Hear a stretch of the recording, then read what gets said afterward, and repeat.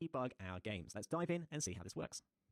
So in Blueprint, we were able to write things to the screen when we wanted to quickly display some information or potentially to just debug something. In the past, we have in C++ used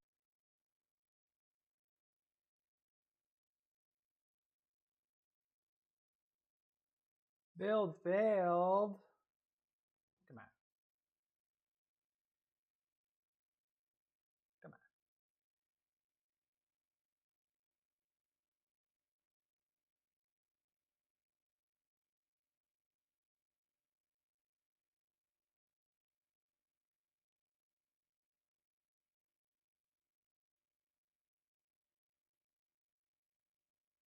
There we go.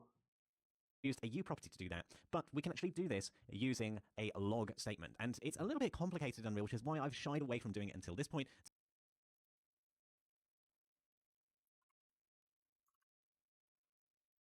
If I open Versa. So we're a bit more familiar with the C++ syntax before introducing it to you.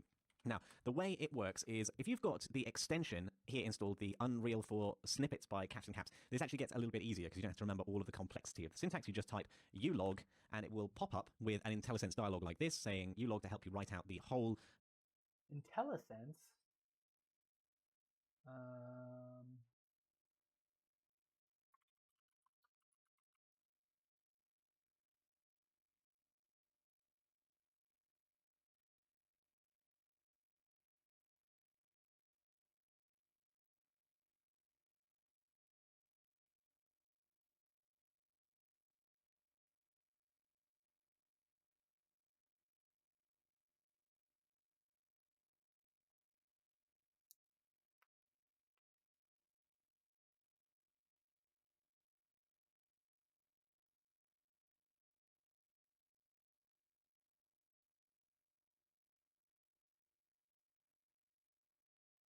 Select solution file? I don't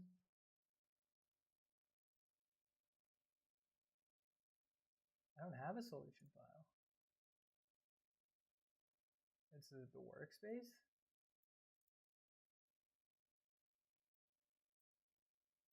Yeah, it's a workspace. piece of code, and you can hit enter or select it with your mouse, and then what you're going to see is it's written out something that looks a bit like a function. It's not actually a function under the hood. It's got some little bit of Unreal magic going on here, but it's essentially a bit like a function. So what we're going to do here is we're passing in a couple of arguments to this function. The first one tells us what type of log category we are doing. The second one tells us the level of the log, so how urgent it is essentially. And then finally, we've got this thing here, which is basically a function within a function, which tells us the text that we need to print out. So how does this work? If we just leave this in our code, go over into Unreal, hit compile, we want to see where does it show up. Well, once the compilation has finished, we're going to go ahead and hit play.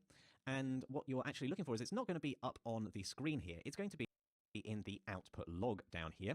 And you can see it just about here. It's saying display your message. And we've got how many messages? 1, 2, 3, 4, 5. The reason for this is it's displaying the message for every single actor in our scene that is a moving platform CPP. So that is why we're getting so many messages. And you can see we can change out the message to be whatever we wanted it to be here.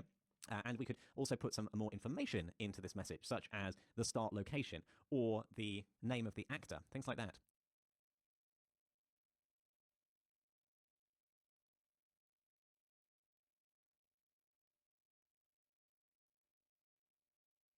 Internal heap limit reached.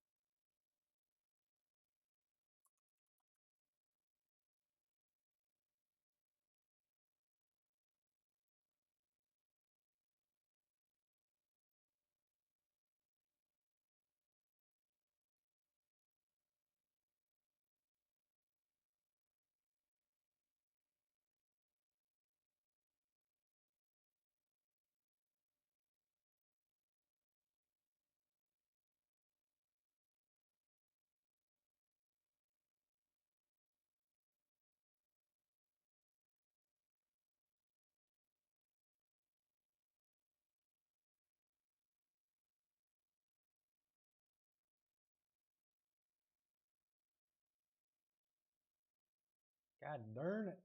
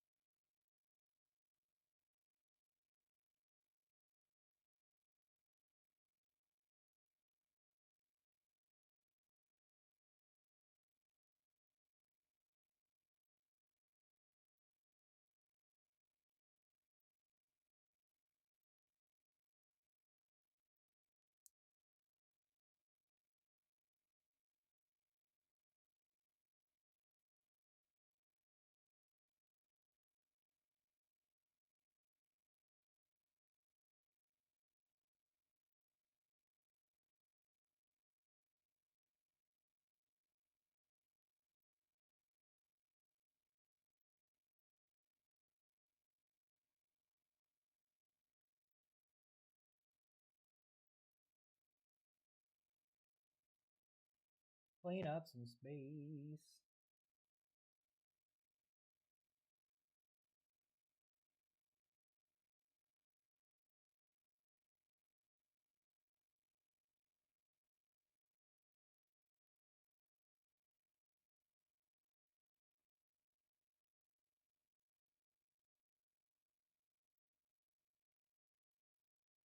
Oh.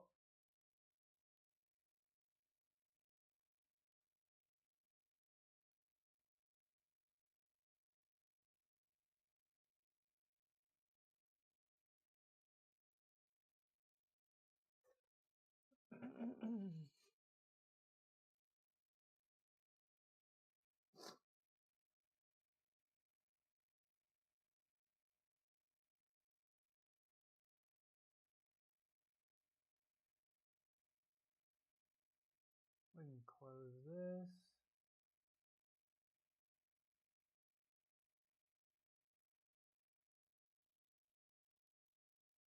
Bro, I just closed you.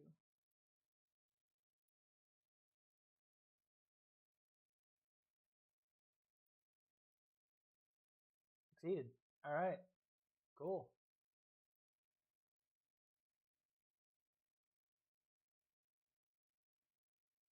Where's the console output log?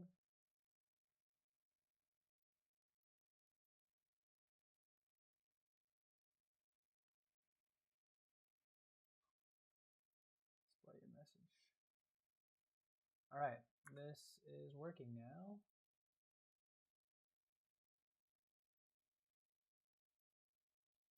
So here we go. So we've got an output log, we've got our message, and you can start to see what the categories I was talking about are. You can see we've got log temp here, but up above we've got log audio mixer, log world. So they're different categories of logging that help us distinguish where is this message coming from, which part of Unreal is this coming from. But log temp is mostly what we're going to use because it's just a temporary place for logging out debug messages.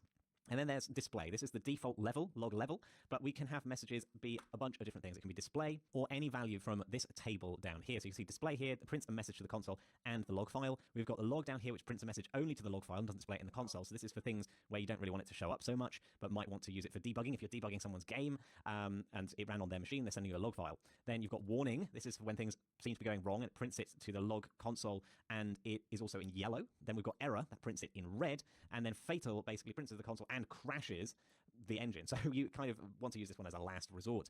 But it does allow you to have different levels in the log file, and I'll just show you what it looks like if we put in different messages here. So I'm going to copy our line for logging, and I'm going to make 3 of them. We're going to have a display, we're going to have a warning, and we're going to have an error. Now, these are typically the levels that we will use, so let's go ahead and have a look and see what they look like. Let's go into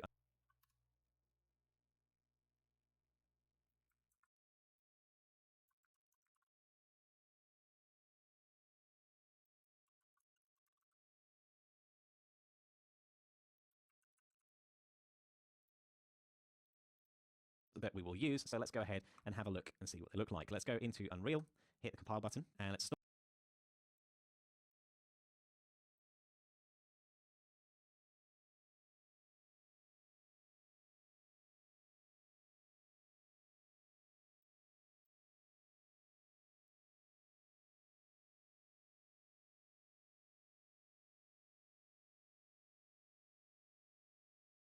Stop and restart play. And by the way, you can bring up the output log by hitting the tilde key twice. It brings it up. There you go. We've got our output log. And you can see we've got 3 sets of message. The display, which is just in the plain white. Warning, which is in yellow, so it stands out a little bit more. And error, obviously, which stands out a lot more. Hi. Now, we can add data to our log messages. I'm just going to delete the warning and error lines of the log. And we can add in some data into this string that's going to be printed out. The way we'd do this is, for example, if I wanted to print out the move distance configured for a particular platform, that's fairly straightforward to do. We can say configured move distance, and that's the text that's going to show up. I'm going to put a colon in here, and remember this is all within the double quotes to make sure that we're including it in the text.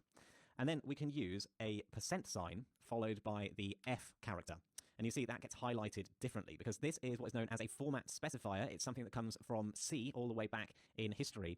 And essentially, usually you do a % sign and then some letter. You can see the different letters down here. The F corresponds to a decimal floating point. And you can see an example of what the output looks like over in the example column. And there's lots of other things down here. We can represent with D or I a decimal integer like so. So we're using F because we've got a floating point number. And then what we have to do is add in another argument to the UE log function. So make sure that you are doing this after you've closed the brackets for this text function. And instead, we're putting a comma after here. So between these 2 brackets, it should be inside of the outer set, but outside of the inner set, if that makes sense. And then what we can do is we can pass in the value of our variable. So we can do the move distance variable like so. Let's go over into Unreal and see this in action. We'll hit the compile button, close down the compile window, and hit play, and then hit tilde twice to bring up the log. And you can see our configured move distances showing up for the different platforms, 500 and 500 for the 2 moving platforms, and 1500 for the 3 pushers that we've got in the scene. So one piece of information that might be a little bit interesting or instructive is that we've previously talked about how we overshoot, or we did overshoot, the distance moved. And it'll be interesting to know by what kind of levels that is happening. So what we could do is we could create a float variable inside the if statement. So we know that we've currently overshot. We can say overshoot, a float variable called overshoot. We're going to set it equal to the distance moved minus the move distance. So that tells us how much the overshoot was. So I'd like you to have a go at logging the overshoot variable that we just created here. So use the UE log function. By what kind of levels that is happening. So what we could do is we could create a float variable inside the if statement. So we know that we've currently overshot. We can say overshoot, a float variable called overshoot. We're going to set it equal to the distance moved minus the move distance. So that tells us how much the overshoot was. So I'd like you to have a go at logging the overshoot variable that we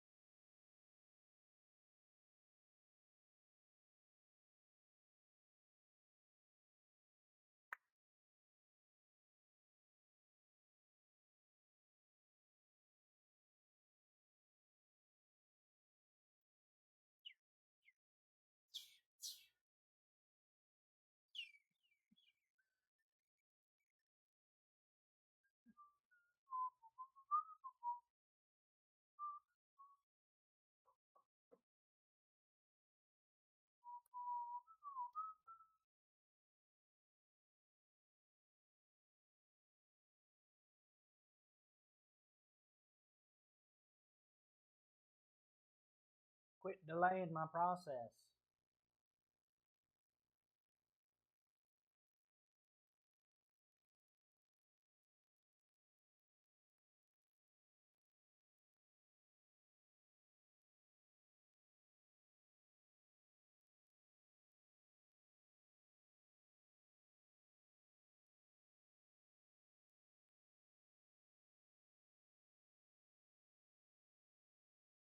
Why is this happening?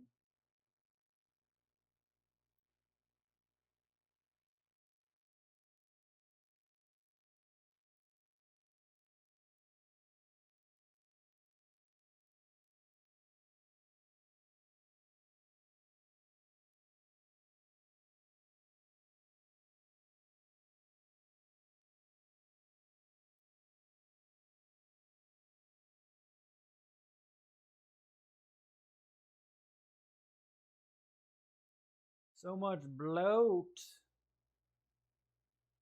Bloaty bloat bloat bloat. Alright. Try this again.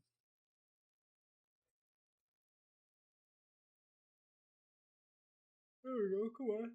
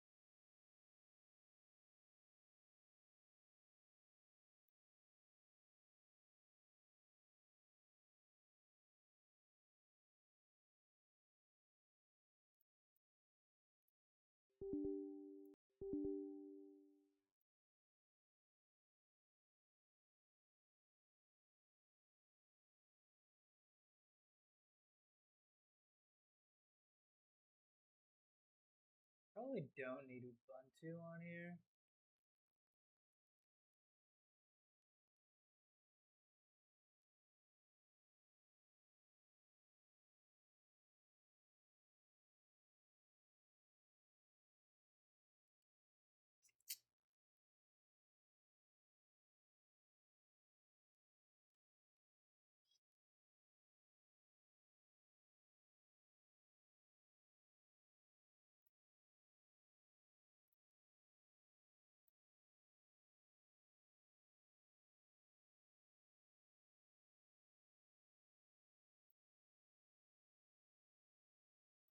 Will it work now?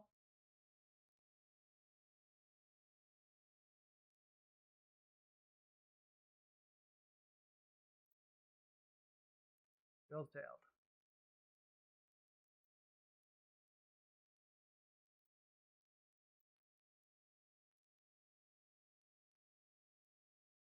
Build failed.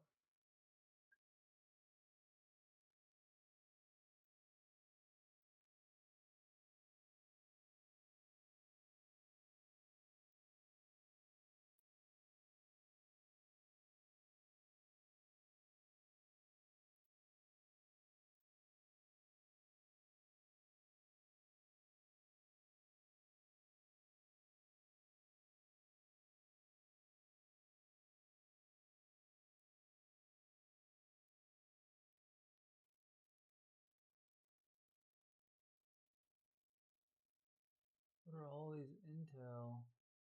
I don't know what this is.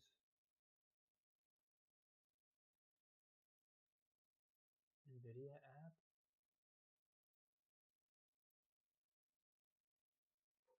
media overlay, container. Can't just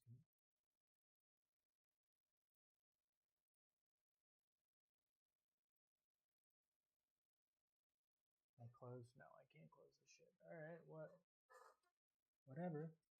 Central services, Razor Chroma SDK REST server. Like, what is this? Why do I have all this on here? Setup uninstall. Why is that running? Steam is running in the background. Close that.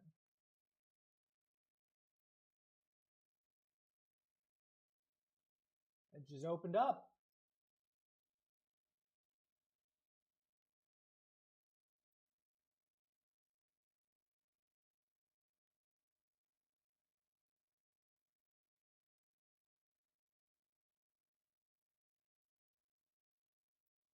Why the hell did that happen?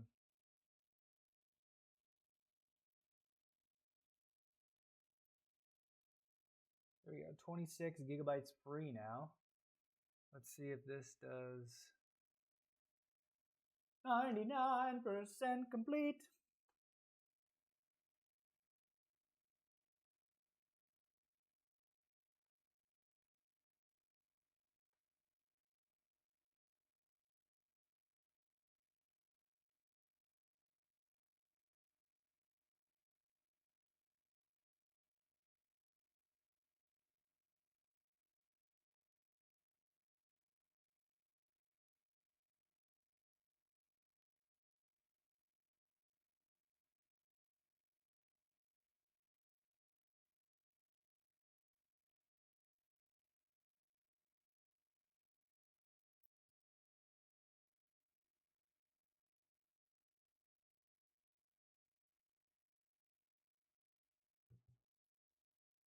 Oh, no.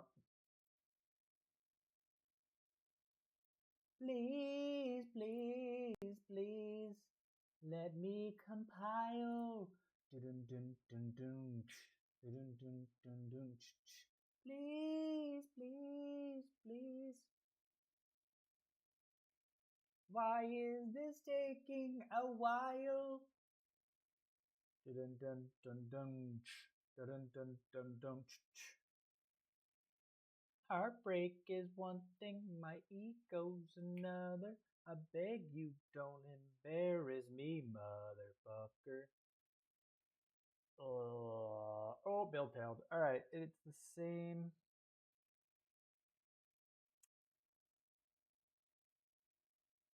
Oh, perfect. This is actually a good error. The overshoot was. So I'd like you to have a go at logging the overshoot variable that we just created here. So use the UE log function. Here it is for reference, at least the kind of structure that you will probably be using. You can also practice using that U log autocomplete to put it in instead, and then compile and test your code and see if it works. Pause the video and have a go. Okay, welcome back. So we're going to use the autocomplete option here. I'm just going to close down my sidebar to have a little bit more space. And then inside this if, after we've created the variable, we're going to type ulog and hit enter. And then we're going to leave it at display. We're going to make the text platform overshot by, and then we're going to use %f, and then between these two brackets, we're going to add a new argument for the overshoot variable, like so. Now, let's head back into Unreal. Oh. There.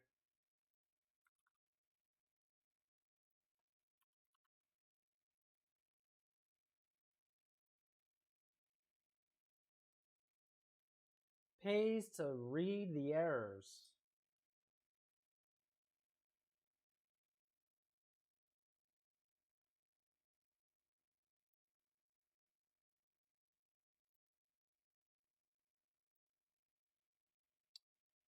Log? Successfully linked. The compile button, close down the live coding log, hit play, and double tap that tilde key.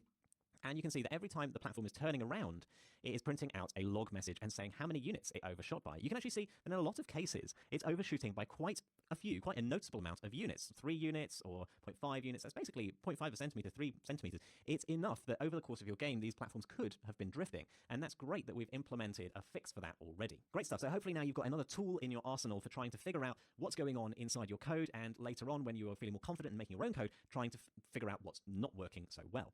Okay, I will see you in the next lecture. I'll see you in the next lecture.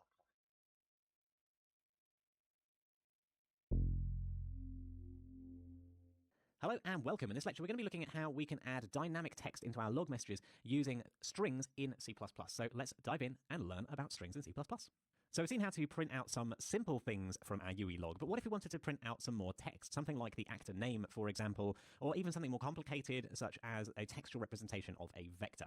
Well, that does not typically have format specifiers, because format specifiers have come to us from the age of C, which is a very basic programming language in comparison to C++, and so certain things just weren't thought up at the time. So things like vectors would not be included in the way that we format and specify them, so we tend to use strings to do this. And as we've said in the past, strings are just text variables. They are variables that contain text. So we can declare strings in C++. We've used f vectors where we used vectors previously. Here we're going to use f string as the type for a string. So we can have a string, and I'm just going to put in my string as the variable name for now. And how do we set a string value? Well, we've seen it a little bit around here already. These double quotes are what denote a string value in C++. So all of these expressions here, that one here where we've got the double quotes, also over in the header file where we've got the double quotes for the category, that is a string expression. So what we can do is set the myString variable from this, and I'm going to say myString value just to give us an idea of that and put a semicolon at the end of the line.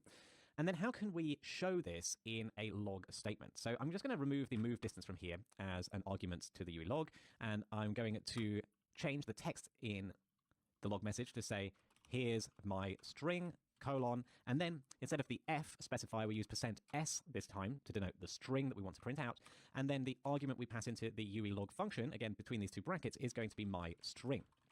Now, unfortunately, that would be great if that just worked by itself, but unfortunately there's a little bit of a complication here in Unreal that it won't accept a straightforward string as an argument to the UE log. It needs a little bit of a converting operator here, and the way we do this is by putting an asterisk in front of the myString, and it just converts it from an f string into the format that it's looking for internally within the UE log. We don't have to go into too much detail as to why it's doing this. It's beyond the level that we need to know at this point in time. I think it's just important to learn it as it is, that when we do a %s, we always need a star in front of our f strings. So let's see if that's worked by going over into Unreal and hitting the compile button. And then we're going to close down live coding, hit play, open up the output log. And here you go. Here's my string value. So it's printing out the value in the myString. But obviously this piece of code that I've just written is not particularly useful because, well, I could have just written this string into here. Why bother with this whole substitution business? Right. Well, where this gets more interesting is where we put a dynamic value into this variable instead. So we could do get name and call that. That is a function here available in the moving platform actor that gets the name of the actor that we see in the level outliner. We can put it into the variable. I'm going to call that variable name instead of my string and change its name down here in the UE log as well. So then we can change the text of the log message to say begin, play, colon, and then it's going to be the name of the actor. So let's go back into Unreal, stop play, hit compile, go ahead and hit play, and open.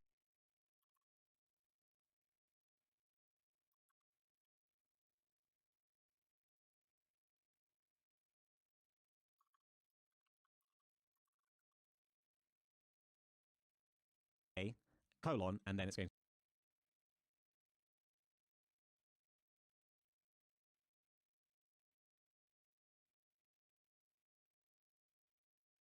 That work? Yeah, baby.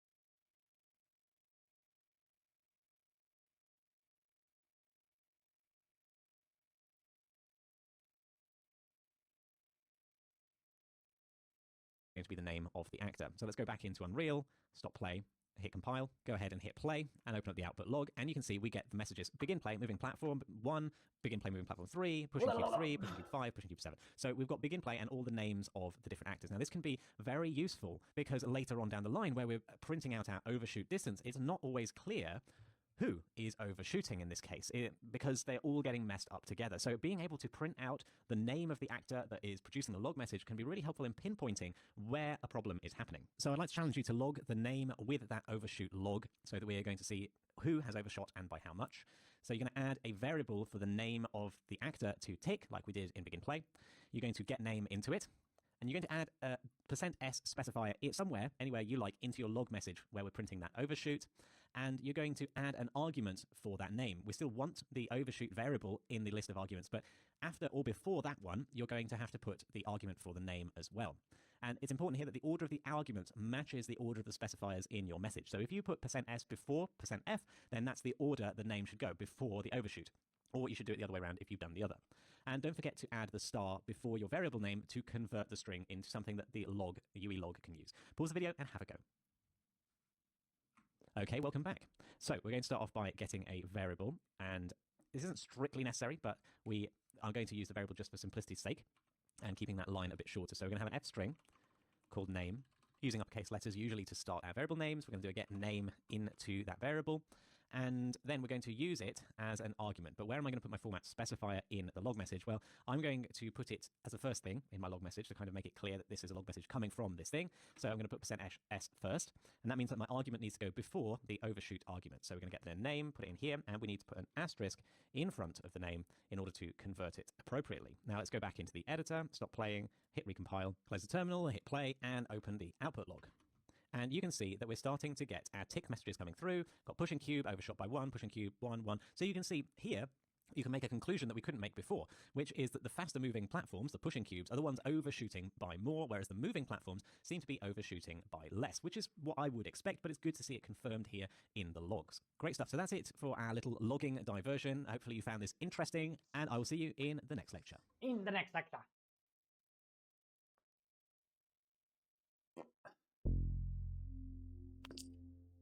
Hello and welcome. In this lecture, we're going to be implementing our own class member functions, move platform and rotate platform. We're going to see how we can set them up so they can take in arguments, and it's going to help us tidy up our code a little bit. Let's dive in and see how this works. So up until now, we've been using C++ functions that have already been created for us. We've been using tick, we've been using Big and Play in terms of writing their functionality, and we've also been using functions that other people have written for us. We've been calling them, such as getActorLocation and getName. Now, how can we go about creating new own functions to help organize our code and keep these functions small and everything much more legible? Well, we've got the basic building blocks already in place. By getting towards the end of the section, we understand a lot more about C++ syntax. So what I want to do is essentially create a new function on the moving platform that allows us to have, just in tick, say, call move platform.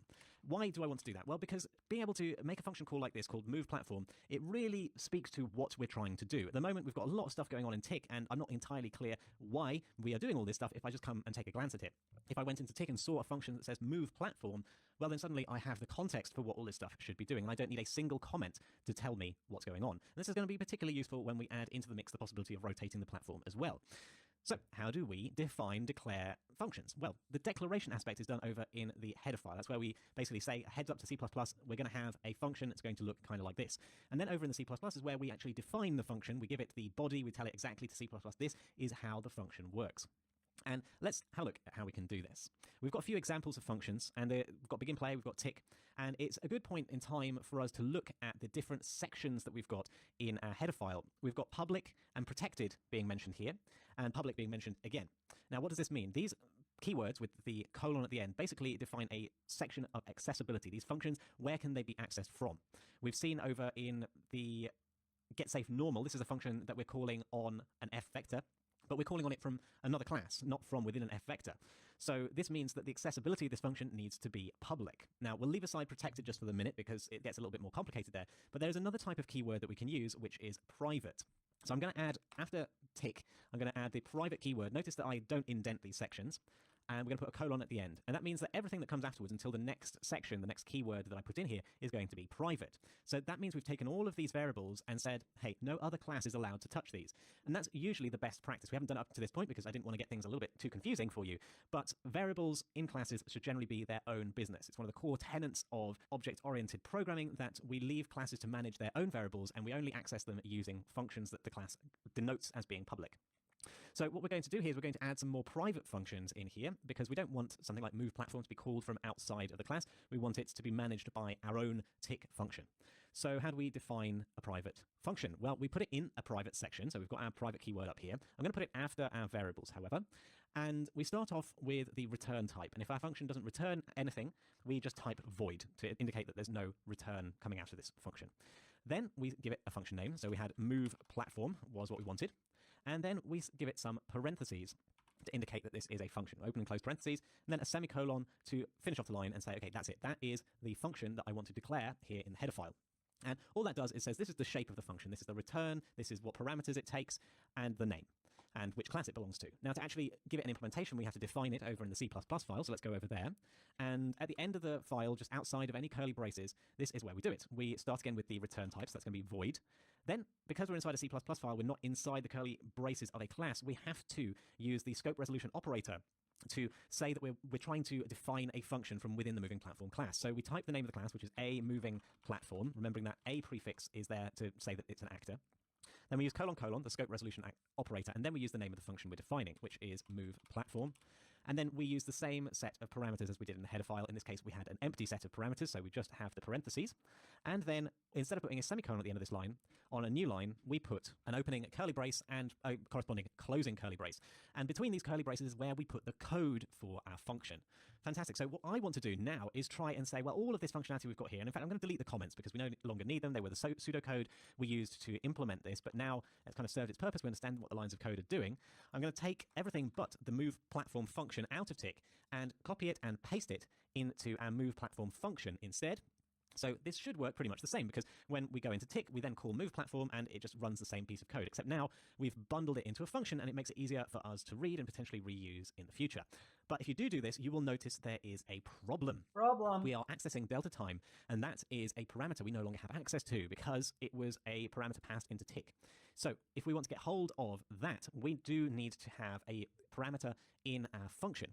So when we define parameters, we have to do it in two places, just like when we define the function. We go back over to the header file, and between the parentheses of our move platform function, this is where we say what parameters we want. And it's exactly like defining a variable. You need to give it a type, and you need to give it a name. So we're going to say it's going to be of type float, and we can just call it delta time. It doesn't have to be the same name. We could call it dt, we could call it time, but it's easier to give it the same name because then it's obvious to anyone reading it what should be passed in here. Then over in the C++ file, we need to match the list of parameters. So again, you can just do this by copying and pasting or by typing it out. If you type it out, make sure you don't make any typos because the compiler will complain. So we're going to have a float called delta time passed in as a parameter, or defined as a parameter to move platform.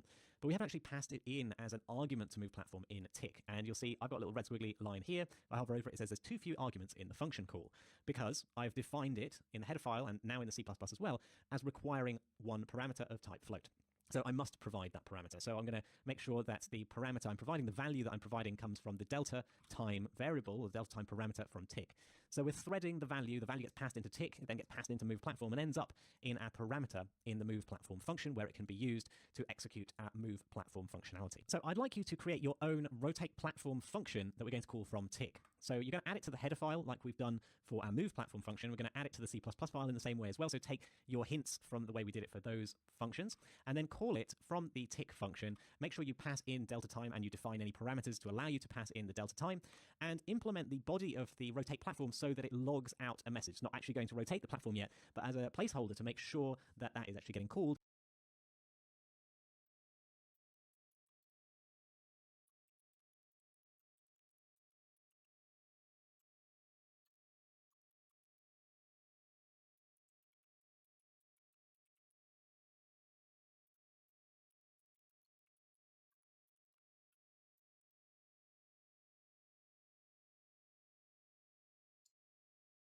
All right. Well, start location.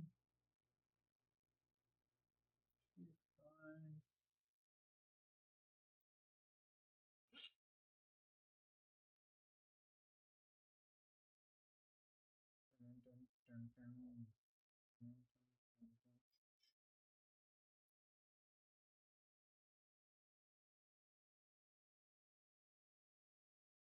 But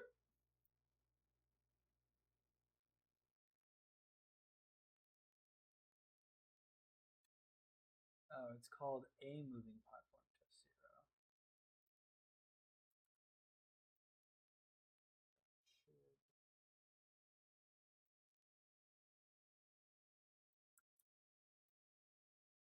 Yep, that solved all those issues.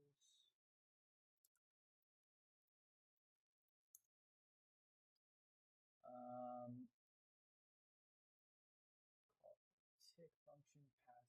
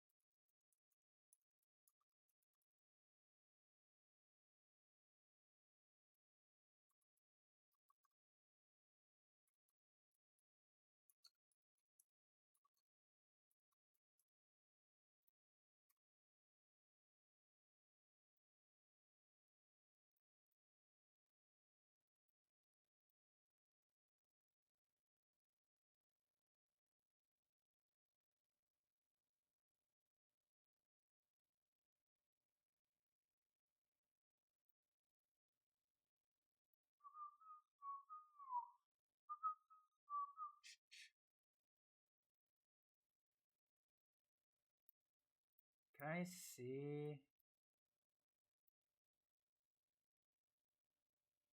Open that up. Get actor location, get actor rotation. There we go. That's the one I was looking for. Get actor rotation. Please, please, please, please, please. Current rotation.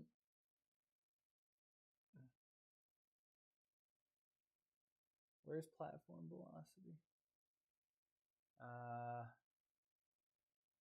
Equals current rotation. This should be rotation.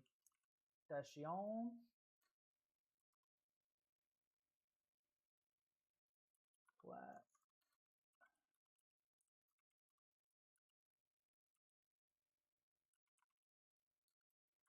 Times delta time. I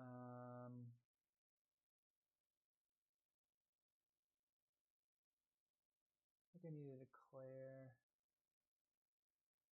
move distance.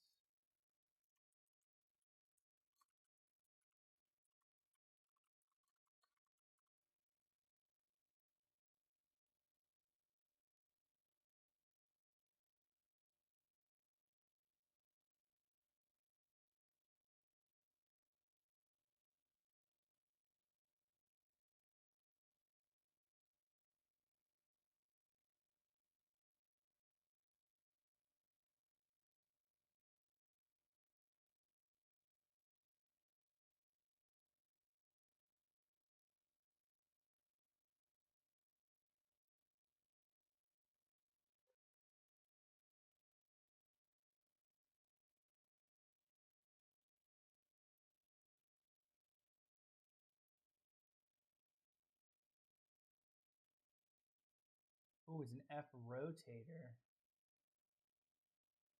Okay, that's fine. We can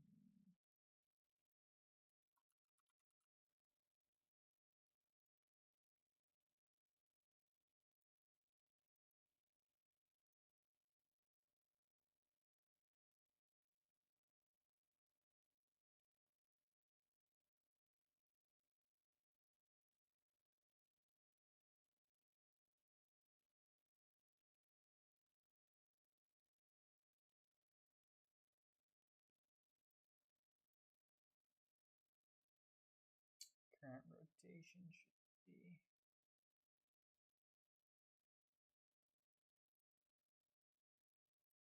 Where did I declare current rotation? Where's platform rotation?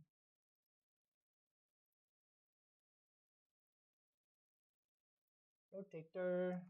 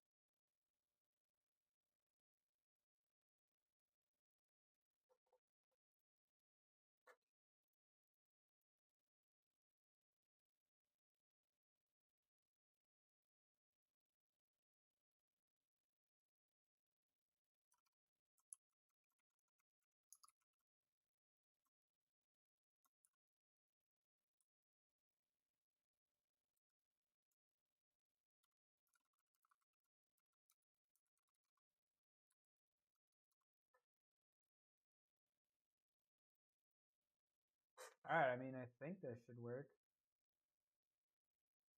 Platform rotator is rotator.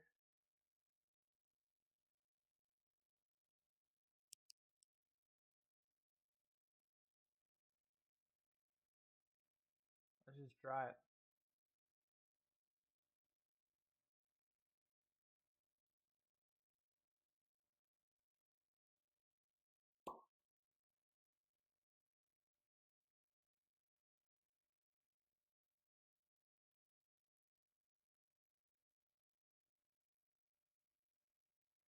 Shamalam dam dow.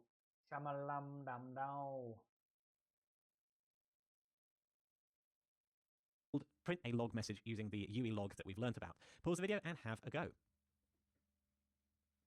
Okay, welcome back. So we're going to start off in the header file, and we're mostly going to be doing the same as we did for our move platform. We're going to put it in a private section so that it's only accessible within our class. We're going to give it a void return type. We're going to call it rotate platform. We're going to open up the parameter list, and in it we're going to put one parameter, which is going to be of type float. We're going to call it delta time, and close the parameters and finish off with a semicolon. Now, most of what we do over in the C++ file is exactly the same as in the header file. So I'm actually going to copy this line, go over to the C++ file and show you what is different. So I'm going to go to a new empty line at the end of the file, paste it in. And then what's different is over here we need the scope resolution operator in the class name. So we're going to have a moving platform, : rotate platform. Then we have the parameter list, and then we don't need the semicolon on the end. So we remove the semicolon, add in a new line, and add our curly braces instead, and a new line between those two curly braces. So what we want to do in here is print out a log message. So I'm going to type log, hit enter. It's just going to be a simple display message. And in the text, I'm going to put the name of our platform. So it's going to be %s. Then we're going to type rotating ... and then I'm going to pass in the name. Now, we could put this into a variable, but because it's quite a short line here, I'm just going to type star get name, and then put the parentheses so that we're calling, essentially here, calling the get name. That is the expression that gets hold of the f string, and then we are converting that result to put into our log message. So from all of our platforms, I'm expecting to see that rotating is printed, but this will only happen if I actually call it in tick. So let's go up to the tick function. After move platform, I'm going to add a new line and call the rotate platform. And we need to, you see when I open up the parentheses, it gives me a hint that I need to pass in an argument for delta time. So again, we're just going to pass that same delta time variable from within here. And like I said, the names here don't have to be the same. So this delta time needs to match with the delta time within tick. But we could choose to call the variable within rotate platform dt instead. And anywhere we use it within rotate platform, we'd have to use dt. The name of the parameter and the argument can basically be different. So let's hop over into Unreal and hit compile. Because we've made some changes to the header file, the compilation will...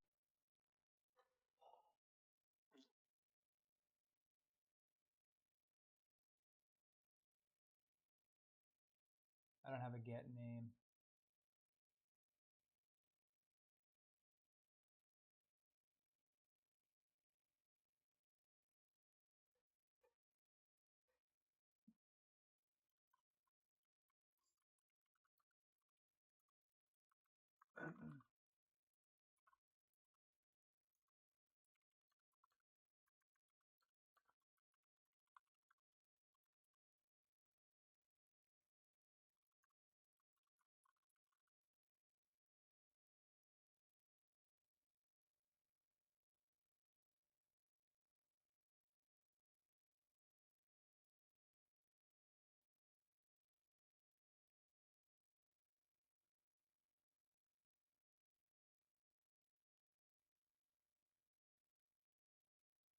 Live coding. These motherfuckers gonna be turning. Yo! That's wild.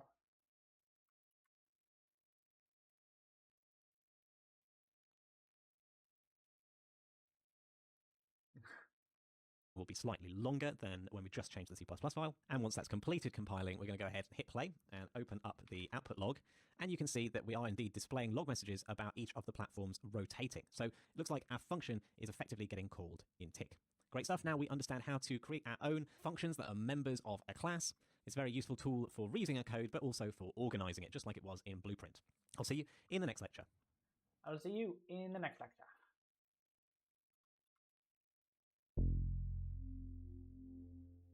Hello and welcome. In this lecture, we're going to be looking at how we can return values out of our functions using different return types and a return statement. Let's dive in and see how this works. So last lecture, we said that if our function doesn't return a value, then the return type should be void, which is what we've done here. But what if we wanted to take a function such as basically checking whether we should turn around? You know, this function here in the if statement, if we could say should turn around instead, it would be a much cleaner function at the end of the day. So how do we do that? How do we achieve a function that can return a Boolean expression? Well, the way we do it is simply by using a type instead of the void. So if we were to want to return a Boolean expression, we could type bool like we would for a variable. But the thing that distinguishes the function from the variable is the fact that we put parentheses after it. That makes it a function rather than a variable. And what we could do is call it should platform return. And then we put our parentheses, and in this case, I don't have anything that I want to pass in as an argument to this function, so I can just leave the parameter list empty, put a semicolon at the end of the line, and then copy this entire line and go over to the moving platform CPP. And right at the end of the file, you could put it anywhere you like, really, between any of the functions. Just make sure it's not inside a function. I'm going to paste it in here. I'm going to unindent it, and I'm going to add the class and the scope resolution operator. So a moving platform should platform return, then remove the semicolon, add some braces instead. And what we want to do here is if we want it to actually return a result, we need to use a special keyword return followed by an expression of the correct type. So in this case, it has to be a Boolean expression. So I could return true and then put a semicolon at the end, or I could return false and then put a semicolon at the end. But it doesn't have to be that simple. It could actually be any expression. It could be another call to a function. It could be a variable. It could be a use of some operators as we have up here inside our if statement. So in fact, let's go ahead and try doing that. I'm going to take this expression, the distance moved, and is greater than move distance. I'm going to cut it out, and I'm going to put it as the return expression for the should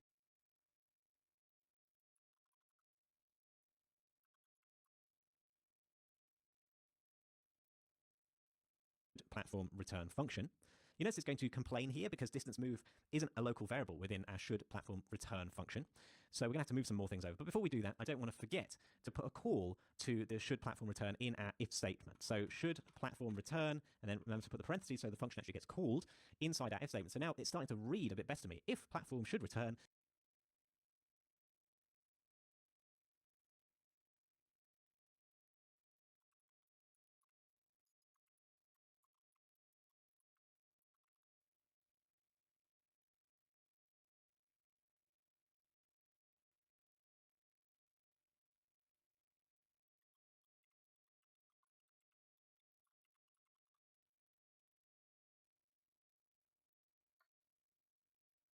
Yeah. then we do all of the following. So now what we need to do is bring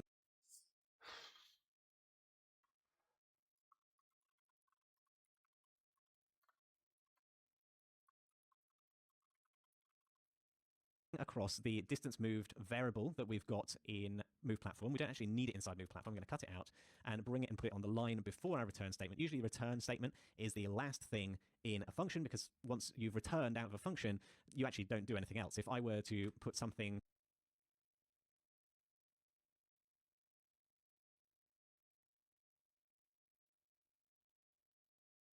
like a log message, so I'll put a ulog after my return statement with some sort of message, usually what's going to happen is you'll get a warning from your compiler saying that this line will never be reached and that you probably didn't mean to do that. So the return statement usually is the last thing. So having moved across the line that defines the distance moved in our should platform return function, you can see it's now saying, hey, I don't have a current location. And well, the current location we can just very easily grab. We've set the current location just before we're calling should platform return. So actually get actor location is exactly what we want. So I'm just going to put that instead of a variable. I'm just going to put a call to get actor location in the place in should platform return. So now what we've got is the distance moved is equal to the f vector distance between the start location and the get actor current location. So if that's greater than our configured move distance, then yes, the platform should return. That's what this function is saying, and it allows us to use it at a higher level of abstraction from within a move platform function. Now you'll notice that it's now complaining that we can't get the distance moved to print our overshoot. Well, that's no big deal. I don't actually want to print that anymore. It's kind of messing up my function anyway, so I'm going to delete the overshoot variable line.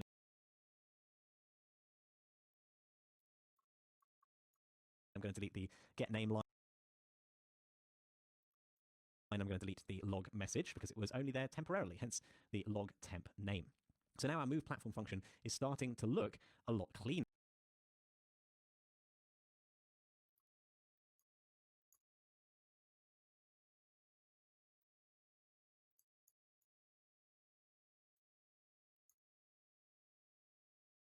We can see that we are doing some updating of the location here. We can see whether the platform should return, and if it should, then we are updating the location and flipping it around. Now, one thing that I think would look a little bit better here is if we had an else statement instead of having this bunch of code up the top. So if the platform should return, we will execute this, else we will execute the normal code in terms of moving it forward. So remember, we cast your mind back to when we talked about the else statement. It just comes after an if statement, and we just do it like this. After the braces, we have a new line and type else, then another new line and open some new parentheses, and we can just move this code that's up here at the top of our tick we can take it and move it down into the else statement. So now it seems pretty straightforward. Should the platform return, then do the code that does platform returning, else we're moving the platform forward with our platform velocity. Now I'd like to challenge you to create your own function with a return value. I'd like you to add a getDistanceMoved function. So we've currently calculated this into a variable called distanceMoved.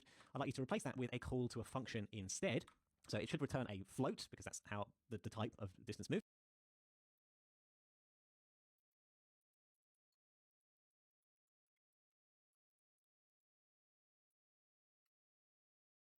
We should call it in should platform return. So instead of using the f-vector dist, we should be using our own implementation. So what code should it contain? What code should we put into it? The hint is that we've already typed this code, so you are just copying and pasting it into the new function. But have a little think about what the return expression should be, such that what we're returning is the distance moved value.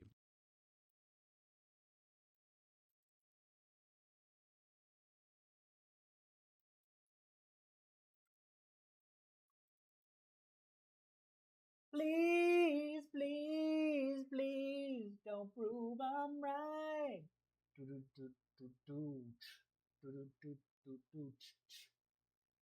Current rotation. Where's that bool? Distance move. Return.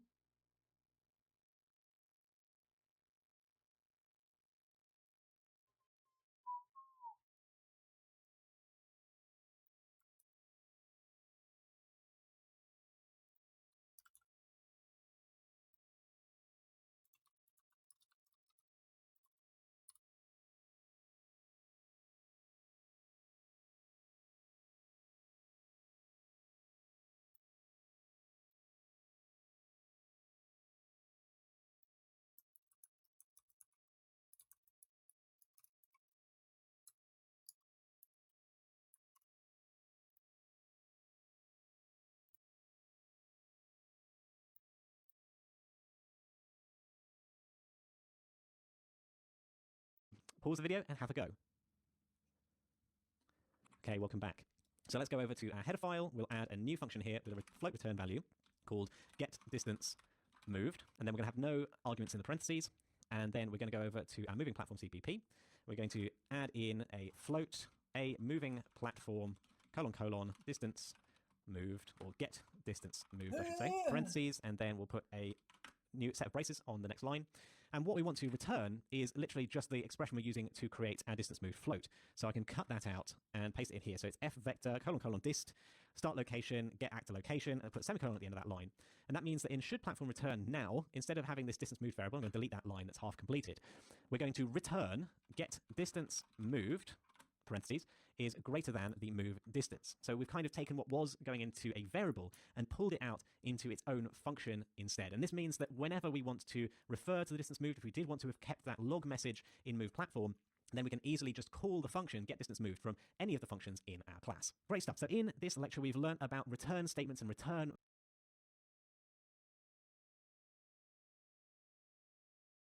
values, and we've used them to create two new functions in our class. I'll see you in the next lecture.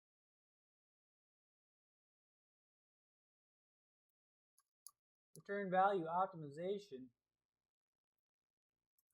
Get distance moved.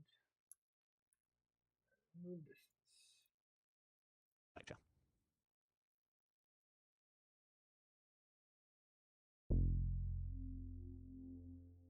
Hello and welcome. In this lecture, we're going to be looking at the C++ equivalent of pure blueprint functions, which is const functions. We're going to see what this const keyword is, how we use it, and how it restricts what we can do in our code to make us safer. Let's dive in and see how it works.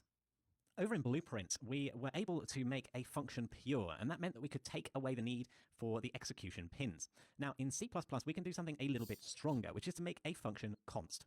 Now, what does it mean to make a function const? It means that that function cannot modify the state of your class, and it is actually enforced by the rules of the compiler. So let me give you an example. If I were to take our should platform return function, this is not a function that should modify anything in the class, and it would be an error, really, if we forgot that, because it would be weird if calling this and using it in an if statement actually changed the location of the platform, or if it updated the move distance or platform velocity. So to keep ourselves honest to that, we can make it const. And the way we do this is by putting the const keyword after the parentheses of the function. We often leave a space here as well. Now, in order for it to correctly match up to the function in the C++ file, we actually have to put that const keyword over there as well. Now, like I said, this now makes it an error to do anything that would modify the class. So if in should platform return I were to try and modify a class variable such as move distance, I might try and set move distance to 200. Let's see what happens when we go over to Unreal and hit the compile button. Okay, you can see that there's now an error. It does fail to build, and if you look at the error, you can see that there's something being said here about not being able to modify something because it's being accessed through a const pointer. Now, don't worry about that language. It's a little bit hard to interpret, but the point is the keyword const was there and it's saying it's not able to modify something. And that is crucial. Also, if you call any functions that aren't marked as being const, that's also a problem. So while it's fine to call getActor location, that is a const function, doesn't change anything, just gets the location, it's not okay to call setActor location. That hasn't been marked as const, and so it's not valid. It could be modifying the class. So any function that's not marked as const is not allowed to be called from within a const function.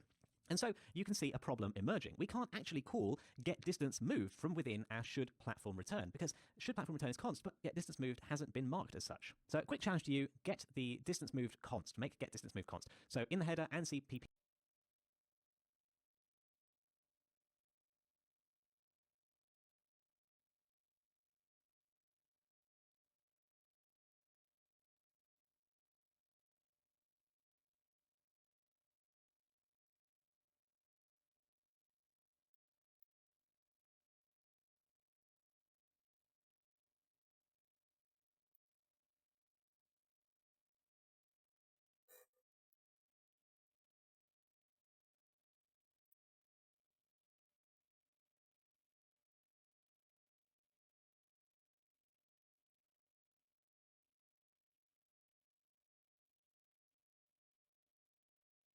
Wait, what?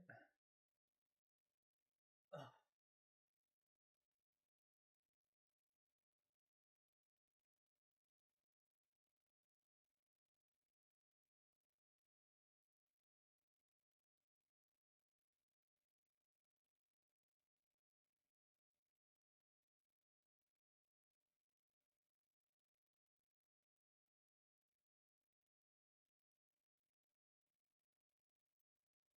Failed to create virtual memory for PCH.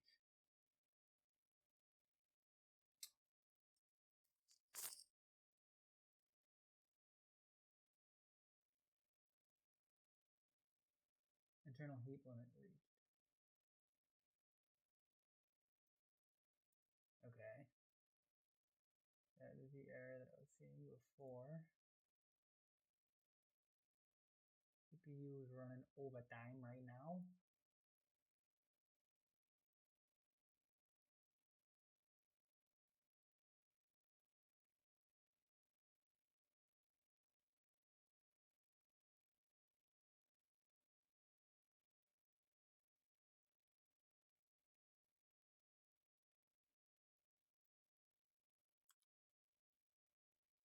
I'll copy and paste that in into the old Google machine.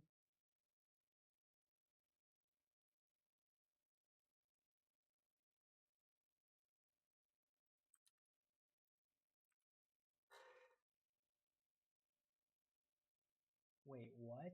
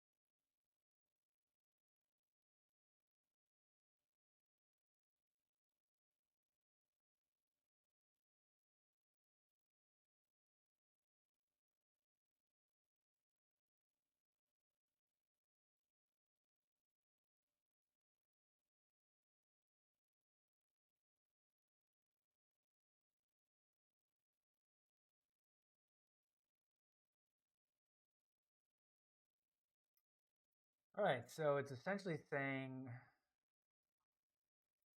It's a builder. Can I not remove these constants and we'll build?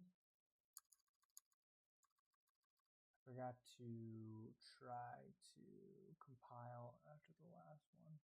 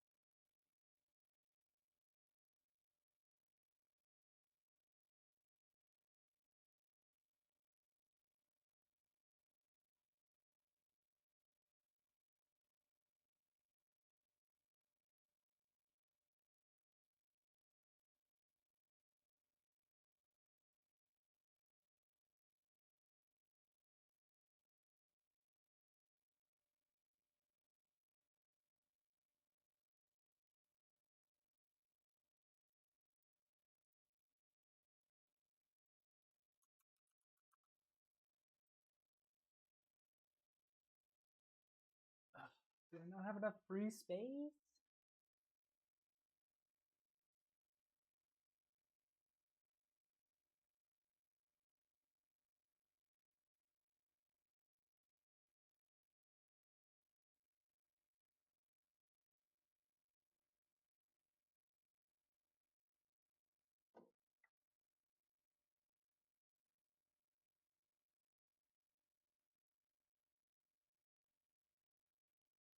Give me a kid. We're at EWC. Things aren't going well. It's getting dire. We're down to the last couple. I'm not ready to send you. Okay? So you better state your reasons or I'm going. Excuse me, you need to leave. Yo, what are you doing?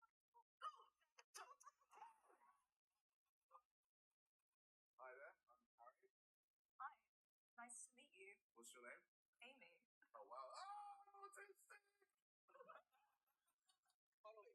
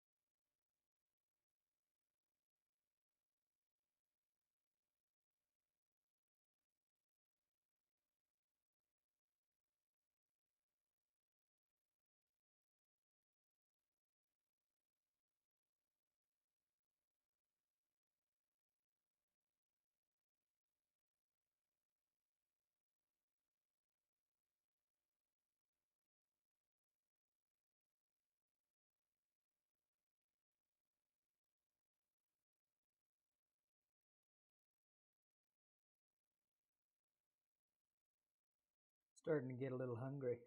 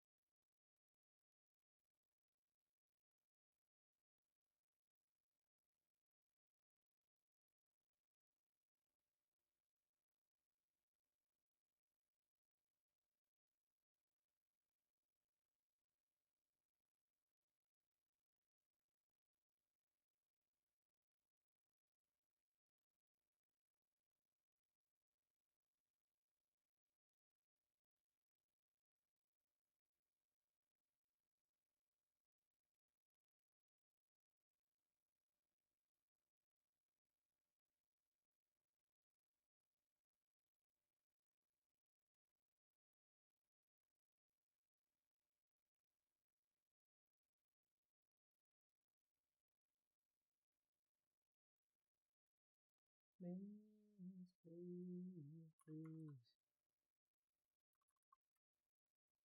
Don't prove I'm right. Dun, dun, dun, dun. Ooh.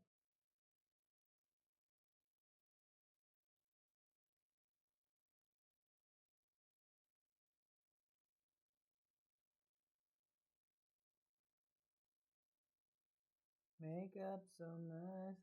Heartbreak is one thing, my ego's another. I beg you, don't embarrass me, motherfucker. Dun, dun, dun, dun, dun, dun, dun, dun.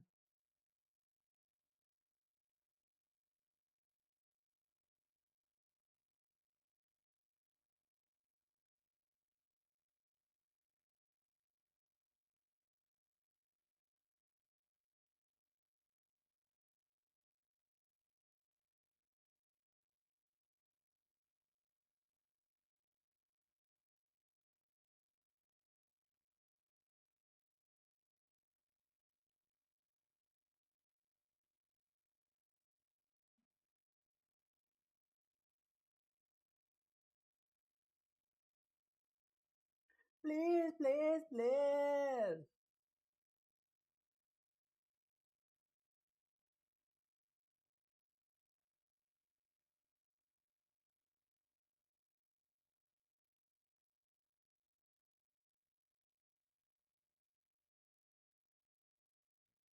Come on. What's going on here? Try it again. Live compile.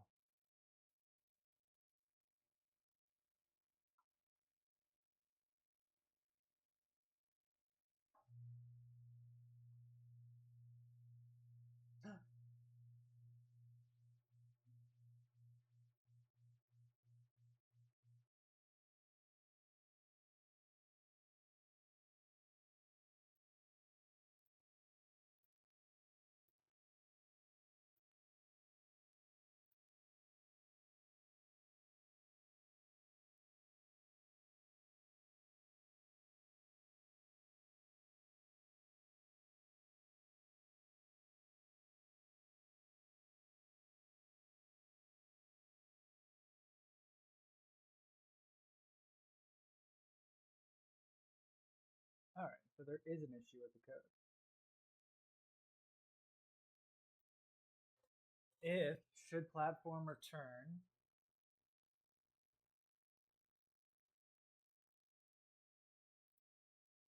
bang.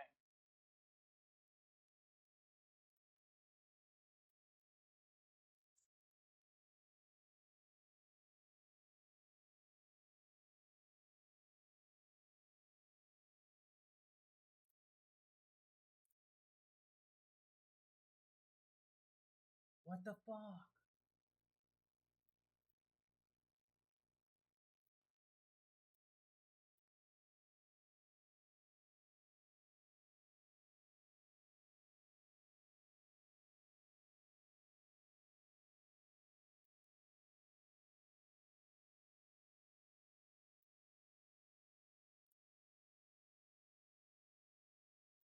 Live compile.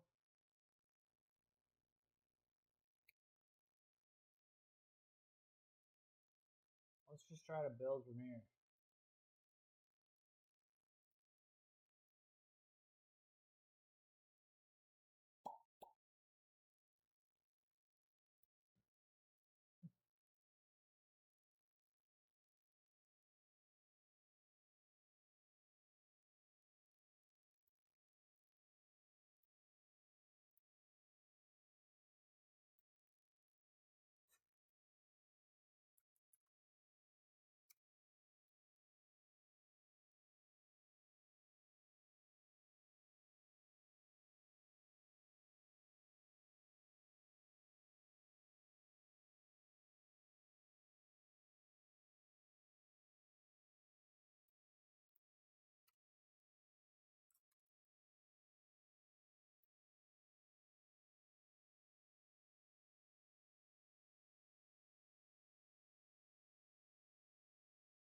Internal heap limit reached.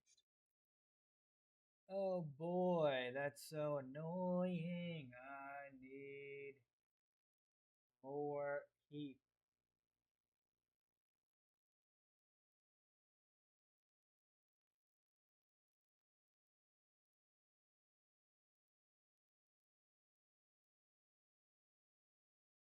Alright, looks like we're playing Minecraft, baby.